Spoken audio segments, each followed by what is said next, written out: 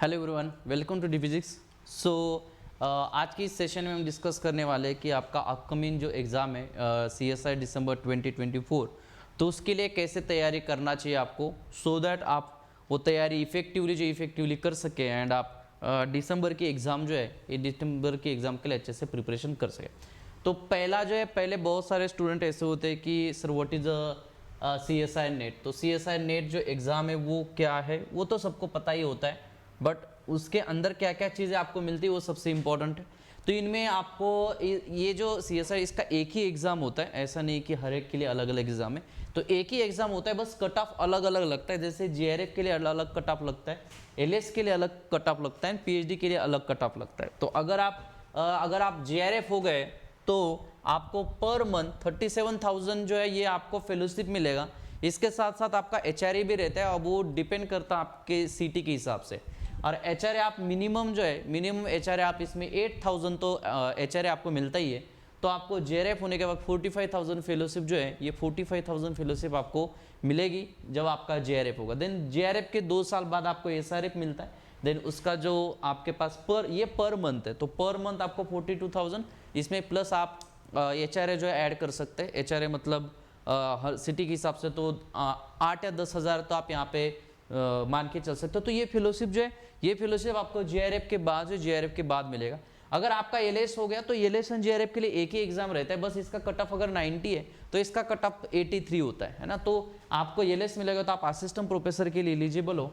And और एक तीसरा कट ऑफ लगता है सेम एग्जाम में, दैट इज़ फॉर PhD। तो इसमें आप PhD के लिए एनरोल कर सकते हैं। यहाँ पे आपको फेलोशिप नहीं मिलेगा, आप डिफरेंट इंस्टीट्यूट में आप PhD के लिए आप एनरोल हो सकते हैं। जैसे कि कोई यूनिवर्सिटी खुद का एंट्रेंस रखते थे, अभी वो एंट्रेंस टेस्ट के थ्रू एडमिशन नहीं होगा आपका, ये PhD के थ्रू एडमिशन होगा।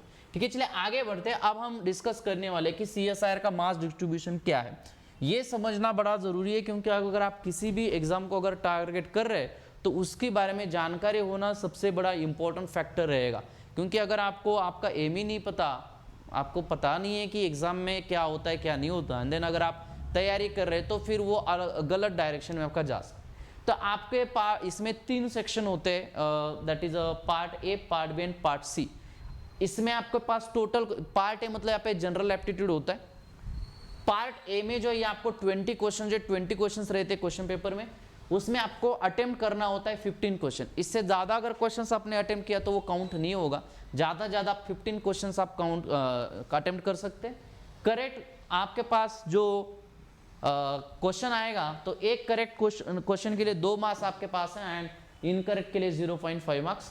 अगर मैं पार्ट B की बात करूँ तो part B and part C जो ये आपके फिजिक्स के सब्जेक्ट है, टोटल क्वेश्चंस पार्ट B में 25 है। अगर आप 25 में से आपको 20 अटेम्प्ट करना है, आपको करेक्ट क्वेश्चन के लिए 3.5 मार्क्स मिलेगा एंड इनकरेक्ट अगर हो गया तो ये 0.875 आपका माइनस होगा।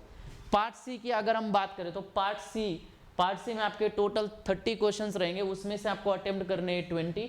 एक करेक्ट क्वेश्चन को आपके पास 5 मार्क्स मिलेगा एंड इनकरेक्ट अगर हो गया तो 1.25। तो टोटल नंबर ऑफ क्वेश्चंस आपके एग्जाम में जो रहेगा वो रहेगा 75। देन आपको मैक्सिमम अटेम्प्ट करने 55 क्वेश्चंस, टोटल मार्क्स रहेगा 277.5। अब ये टोटल मार्क्स मतलब मैंने ये टोटल क्वेश्चंस के हिसाब से बनाए एंड आपको टोटल अटेम्प्ट करना है 200 मार्क्स का। और इस एग्जाम के लिए आपके पास जो टाइम रहेगा वो टाइम रहेगा आपका 3 आवर्स का। तो आगे बढ़ते हैं। आप देखो कि आपके पास नॉट 6 मंथ भी आपके पास बचे नहीं है। आपका जो दिसंबर का एग्जाम जो होगा 3rd वीक में, आपका दिसंबर के 3rd वीक में आपका एग्जाम हो सकता है। तो आप देखिए कि आपके मन में सवाल होगा कि सर अब कैसे हम उसको स्ट्रैटेजी बना सकते, वो भी इंपॉर्टेंट चीज़ रहेगी यहाँ पे। तो पहला है कि पार्ट B जो है, पार्ट B आपका 70 मार्क्स का है, पार्ट C जो है आपका 100 मार्क का है एंड पार्ट A आपका 30 मार्क्स का है। ऐसे टोटल 200 मार्क्स है।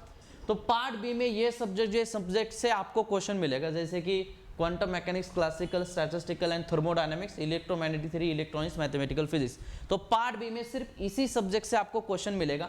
एंड पार्ट C जो है इसमें 5 मार्क के क्वेश्चन जो रहेगा वो आपको इसमें 3 और सब्जेक्ट ऐड होगा, that is atomic and molecular physics, nuclear physics and solid state physics. तो ये जो है 3 सब्जेक्ट जो है, इस 3 सब्जेक्ट में से आपको पार्ट B में क्वेश्चन नहीं पूछा जाएगा। आपको जो भी क्वेश्चन आएगा इन 3 सब्जेक्ट्स में वो पार्ट C में जो है पार्ट सी में ही आपका इसका क्वेश्चन जो इसका क्वेश्चन आपको आएगा, ठीक है। नाउ अब देखो कि कौन से, अभी आप दिसंबर के लिए टारगेट कर रहे हैं तो कौन से मंथ में कौन सा सब्जेक्ट करना चाहिए, ये यहाँ पे सबसे इंपॉर्टेंट टास्क रहेगा। इसके आगे में इसके पहले मैं अगर बोलना चाहूँ तो सारे के सारे सब्जेक्ट करना जेआरएफ के लिए, अगर आपको जेआरएफ क्वालिफाई होना है तो नॉट नेसेसरी कि सारे के सारे सब्जेक्ट आपको करके जाना है। अगर आपने maximum general aptitude is remain constant, मैं तो ये बोलूँगा कि अगर आपको क्वालिफाई होना है तो जनरल एप्टीट्यूड को कभी निगलेक्ट ना करें, जनरल एप्टीट्यूड आपको करना ही है, वो उसमें कोई एक्सेप्शन नहीं है। देन अगर आपके पास जो बचते हैं 9 सब्जेक्ट, तो 9 सब्जेक्ट में अगर आपको जेआरएफ क्वालिफाई करना है तो मैं बोलूँगा कि 6 सब्जेक्ट जो ये मोर देन इनफ हो गया आपके लिए 6 सब्जेक्ट 6 सब। अगर आप किसी ने सारे के सारे सब्जेक्ट अगर करके गए तो वेल एंड गुड, क्योंकि अगर आपने सारे सब्जेक्ट अगर करके गए तो आपकी रैंक बेहतरीन आ सकती है, क्योंकि आपको पता है कि 7 सब्जेक्ट करेंगे तो आप क्वालिफाई हो सकते हैं, बट रैंक के लिए आपको सारी चीज़ें पता होना चाहिए, क्योंकि जो सब्जेक्ट आपको पता है ऐसा नहीं कि आप उसमें 100% इफिशियंसी पॉसिबल नहीं है। ऐसा होगा नहीं कि क्वांटम में आपको 10 में से 10 क्वेश्चन सॉल्व हो गए। इसलिए अगर आपको अच्छी रैंक लानी है तो सारे सब्जेक्ट करना जरूरी है। अगर आपको जेआरएफ करना है तो 7 सब्जेक्ट्स इनफ है। एंड अगर आपको एलएस करना है तो मैं बोलूँगा 5 या 6 सब्जेक्ट भी अगर आपने अच्छे से किए तो अलॉन्ग विथ जनरल एप्टीट्यूड तो आपका एलएस हो सकता है। बट आप टारगेट करिए, अगर आपने अच्छे से प्रिपरेशन का प्लानिंग अगर कर दिया है ना, तो आपके लिए ये चीज़ मुझे नहीं लगता कि कुछ डिफिकल्ट होगा। अब देखो यहाँ पे मैंने लिखा है कि जब आप अगस्त के, अभी अगस्त आपका 1-2 दिन में अगस्त स्टार्ट होने वाला है, तो उसमें आपको क्या करना है, उसमें आपको एक 3 सब्जेक्ट आपको यहाँ पे लेना है। क्वांटम मैकेनिक्स लेना है, न्यूक्लियर फिजिक्स लेना है, एएमपी लेना है। मैं न्यूक्लियर फिजिक्स और एएमपी अगस्त की बारे में बात क्यों कर रहा हूँ, क्योंकि ये छोटे सब्जेक्ट हैं एंड ये पार्ट सी में आएगा। तो पार्ट सी में जो है वो 5 मार्क के लिए आएगा, तो ये स्कोरिंग सब्जेक्ट आपके हैं, इसलिए आप उसको इनिशियली करिए। एंड क्वांटम मैकेनिक्स इसलिए करना है क्योंकि क्वांटम मैकेनिक्स जो है उससे रिलेटेड जो, जैसे कि क्वांटम मैकेनिक्स आपको एएमपी में भी लगता है, क्वांटम मैकेनिक्स में जो रिलेटिविस्टिक पार्ट है वो आपका एएमटी में भी होता है ना। So that's why quantum mechanics important subject है। तो ये जो 3 है आपको अगस्त में करना है, ठीक है। जैसे कि अगर आप सेल्फ स्टडी कर रहे हैं तो आपको ये तीनों सब्जेक्ट, अब मैं ये सजेस्ट नहीं करूंगा कि आप एक टाइम पे क्वांटम चूज करो और क्वांटम को ही पढ़ते जाओ 15 दिन, देन आप एमएमपी चूज करो, एमएमपी को 15 दिन पढ़ते जाओ। इससे क्या होगा कि एक ही सब्जेक्ट अगर आप पढ़ते जा रहे हैं ना, तो सैचुरेशन आता है कि एक ही सब्जेक्ट में पढ़ते जा रहा हूँ है ना, तो वो कुछ चेंजेस होना चाहिए। अगर मैं आपको बोलूँ 15 दिन आपको एक ही सब्जी खाने के लिए दिया तो आप बोर हो ही जाओगे। सिमिलरली यहाँ पे भी है, हमारे माइंड के लिए भी कुछ अलग चीज़ें होना चाहिए। तो मैंने जब प्रिपरेशन किया था तो मैंने यही स्ट्रैटेजी अपनाई थी कि मैं कभी भी एक सब्जेक्ट को लेके 15 दिन तक वही सब्जेक्ट कभी पढ़ा नहीं, क्योंकि वो सैचुरेशन आ जाता है उस सब्जेक्ट। इसलिए आपको अगर 2 सब्जेक्ट और, जैसे कि मैं बोलूँ कि मॉर्निंग 2-3 घंटे आपने क्यूएम पढ़ा, देन 2-3 घंटे आपने एएमपी पढ़ा, देन 2-3 घंटे आपने न्यूक्लियर पढ़ा, फिर उनका रिवीजन किया, तो वो जो है वो आपका वैरायटी ऑफ प्रॉब्लम्स आप सॉल्व करोगे, तो ये अच्छा स्ट्रैटेजी रहता है। ना कि आप 10-10, 15-15 दिन में एक सब्जेक्ट कवर करने के चक्कर में तो वो सैचुरेशन हो जाता है एंड अंडरस्टैंडिंग में थोड़ा प्रॉब्लम आ सकता है। इसलिए मैं सजेस्ट करूँगा कि आप अगस्त में ये 3 सब्जेक्ट को लिए। अगस्त में न्यूक्लियर एंड एएमपी आपका कंप्लीट होना चाहिए, बड़े सब्जेक्ट नहीं है। आपको क्वांटम के लिए 2 महीने की जरूरत है, क्योंकि क्वांटम बड़ा सब्जेक्ट है। तो अगस्त एंड सितंबर में आपका क्वांटम खत्म हो जाएगा, तो उसमें आपका एएमपी एंड न्यूक्लियर तो अगस्त में खत्म हो गया है। तो अगस्त में खत्म होने के बाद सितंबर में आपको एमएमपी एंड एसएसपी स्टार्ट करना है। तो सितंबर में आपका क्यूएम खत्म होना चाहिए, क्योंकि आपने लास्ट मंथ में स्टार्ट किया था इसको। देन अक्टूबर में आपका एसएसपी तो इधर खत्म होगा, क्योंकि एसएसपी छोटा टॉपिक है। तो एमएमपी यहाँ पे भी चलेगा और यहाँ पे भी चलेगा। 2 महीने में क्यूएम खत्म होगा, तो आपको सीएम एंड ईएमटी जो ईएमटी आपको लेना है।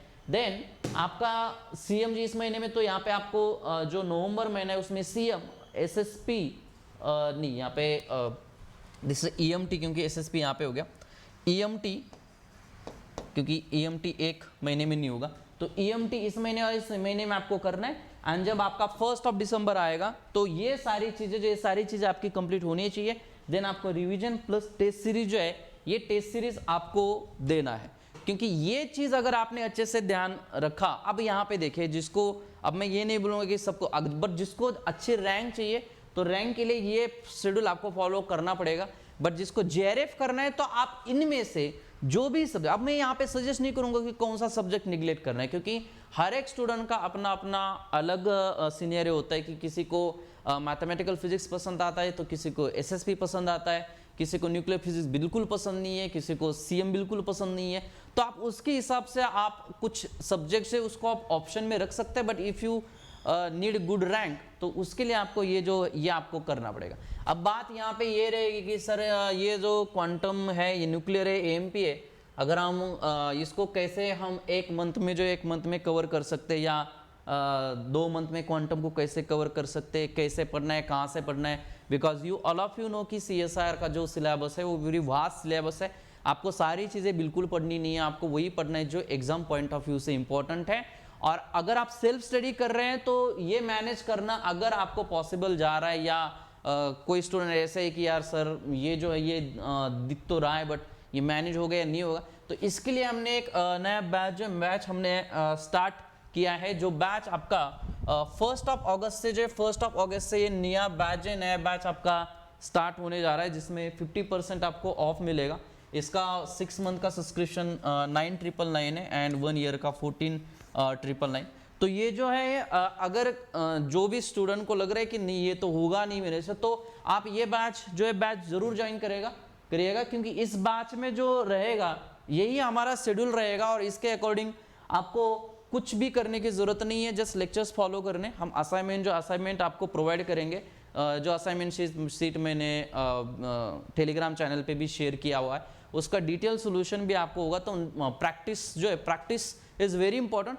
तो इस वे में हमारा ये जो बैच चलेगा। So those who are thinking कि मुझे अच्छा रैंक चाहिए, या मुझे ये चीज़ें अच्छे से मैनेज कर रहे हैं, अगर खुद से नहीं हो पा रहा, क्योंकि खुद से मैनेज करना थोड़ा सा डिफिकल्ट जाएगा, क्योंकि हम 7-8 साल से यही चीज़ कर रहे हैं। सो वी नो कि किस प्रकार में आपको सिलेबस को डिज़ाइन करना है। तो ये जो नया बैच जो स्टार्ट होने जा रहा है, ये 1 अगस्त से होने जा रहा है, तो उसमें भी हमारा टारगेट यही रहेगा। और नवंबर एंड तक आपका जो सिलेबस खत्म होगा।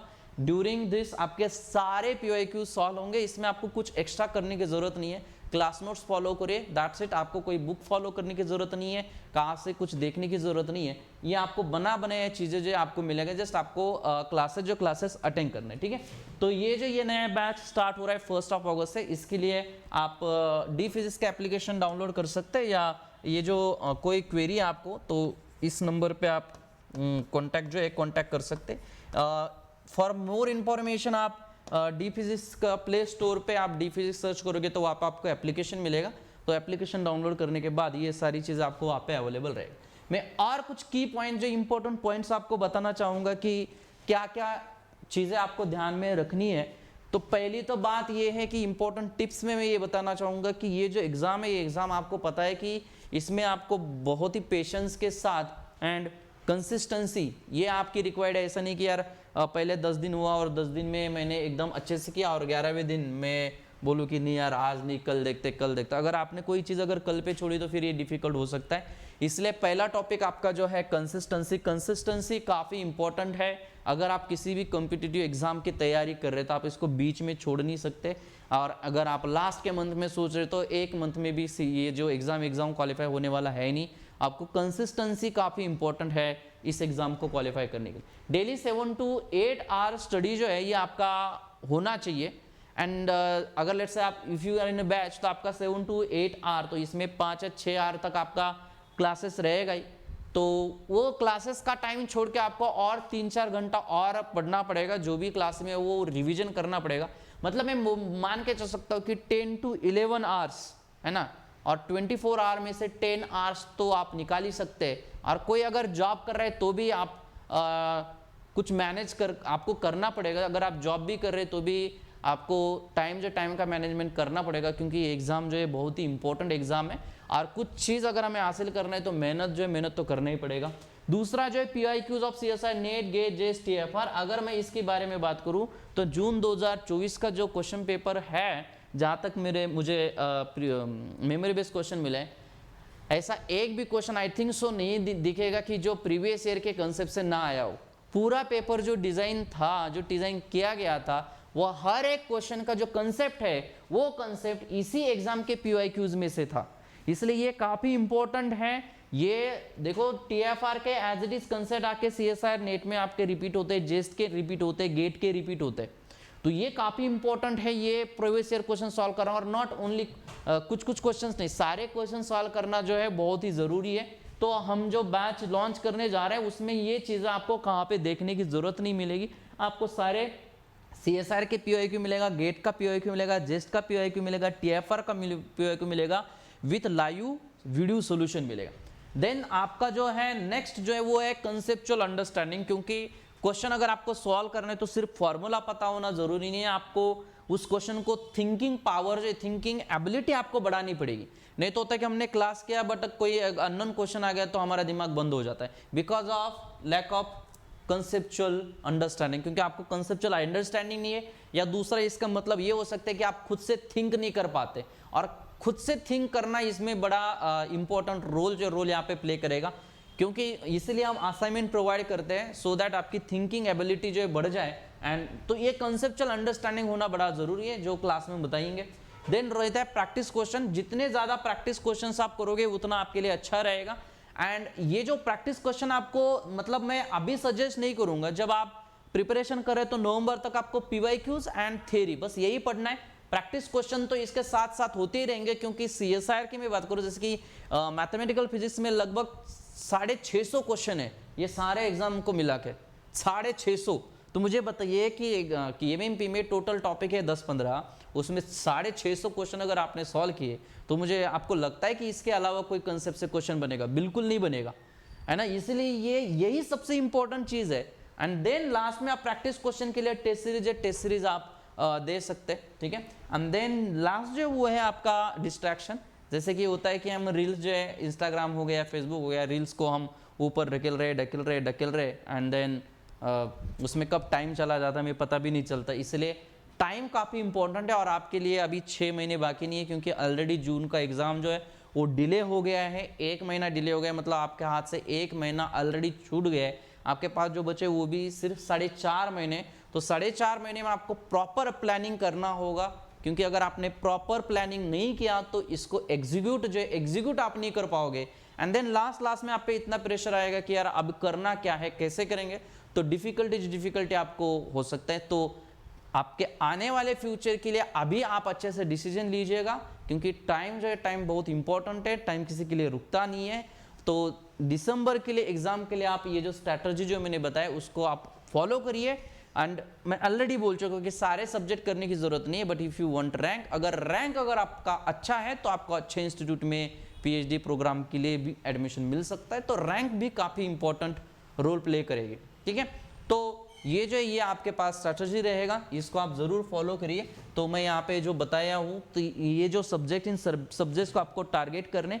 अब मैं यहाँ पे ये नहीं बताऊंगा कि सर कौन से सब्जेक्ट को टारगेट करना चाहिए, अब हर एक की चॉइस अलग अलग है। जैसे आप मुझे पूछो तो मैं कौन से सब्जेक्ट को पसंद करूंगा, तो मैं बोलूँगा मुझे EMT चाहिए, CM चाहिए, सारे सब्जेक्ट मेरे को पसंद है। बट अगर आपको पूछा जाए तो हो सकता है कि आपके लिए QM अच्छा नहीं है, तो आप अपने हिसाब से चूज कर सकते हैं कि कौन सा सब्जेक्ट मैं करूंगा और कौन सा मुझे डिफिकल्ट लगता है। अगर कोई एक आध सब्जेक्ट ज्यादा ही डिफिकल्ट लग सकते हैं तो आप उसको छोड़ सकते हैं, ठीक है। तो ये डेफिनेटली आप फॉलो करिएगा, क्योंकि and don't waste your time. अभी आपका टाइम वेस्ट नहीं होना चाहिए आपके पास। अभी आप समझ रहे होंगे कि यार चलो अभी जून हुआ है, अभी तो दिसंबर में एग्जाम है, बट अगर आप सिलेबस के बारे में बात करें या सब्जेक्ट्स के बारे में बात करें, इतना बड़ा सिलेबस है, अगर आप उसको एक दिन अगर आप आगे उसको शिफ्ट करते रहे तो लास्ट में डिफिकल्ट आ सकता है। एंड देन फिर से आपको जून 2025 की तैयारी करनी पड़ेगी, और उसमें और भी बच्चे एनरोल होंगे और ज़्यादा कंपटीशन बढ़ेगा। इसलिए आपके पास ये सही समय है, आपका टाइम अच्छे से इन्वेस्ट करिए। Time is money, time very important है, उसको वेस्ट बिल्कुल ना करिए। एंड इस जो कौन से महीने में क्या करना है तो इसको आप फॉलो कर सकते हैं। एंड फॉर मोर इन्फॉर्मेशन, तो ये जो बैच आप डेफिनेटली ज्वाइन कर सकते हैं, क्योंकि एक ही छत के नीचे आपको ये सारी चीज़ें जो है, ये सारी चीज़ें आपको प्रोवाइड होगा। जो भी PYQ है, असाइनमेंट्स है, प्रैक्टिस क्वेश्चंस है, टेस्ट सीरीज है, मॉक टेस्ट है, लाइव क्लासेस, सारी इसमें एक छत पे मिलेगा आपको।